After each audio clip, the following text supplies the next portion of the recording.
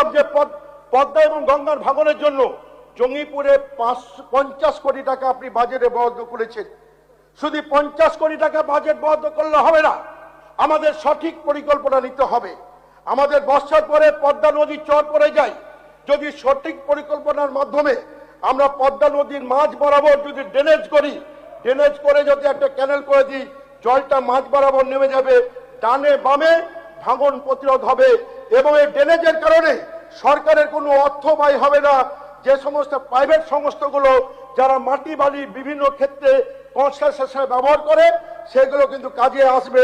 সেহেতু গঙ্গা পদ্মা ভাঙনের জন্য মাত্র 50 কোটি টাকা যদি এখানে ব্যয়বদ্ধ, সীমিত ক্ষমতা, তখন আমাদের ভাঙন এবং প্লাবন, আমরা মালদা মুর্শিদাবাদ সহ বিভিন্ন এলাকার মানুষ আমরা মালদা মুর্শিদাবাদ সহ বিভিন্ন এলাকার মানুষ আমরা জর্জরিত।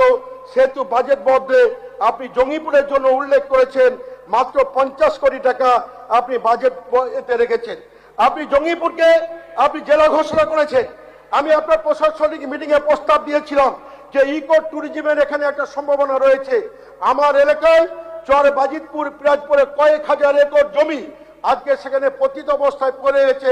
পদ্মা নদীর তীরে প্রাকৃতিক পরিবেশ অত্যন্ত মনোরম, সেখানে যদি একটা ট্যুরিজম পার্ক করা যায় তাহলে সেখানকার মানুষের সব বাংলার মানুষের যেমন অর্থনৈতিকভাবে তারা স্বসম্পন্ন হবে, অনেক বেকার যুবক যুবতীর কর্মসংস্থানের ব্যবস্থা থাকবে।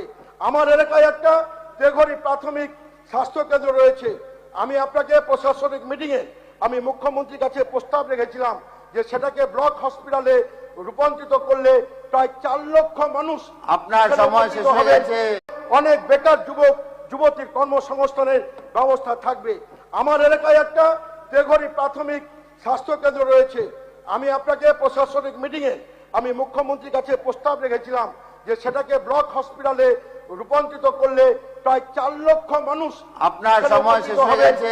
তাই আজকে যে বাজেটে অনেক বিষয় থাকলেও আমরা অপেক্ষায় থাকলাম, যদি কার্যকরী হয় নিশ্চয়ই সরকারকে আমরা তার পজিটিভ দিকগুলো তাকে আমরা ধন্যবাদ জানাবো।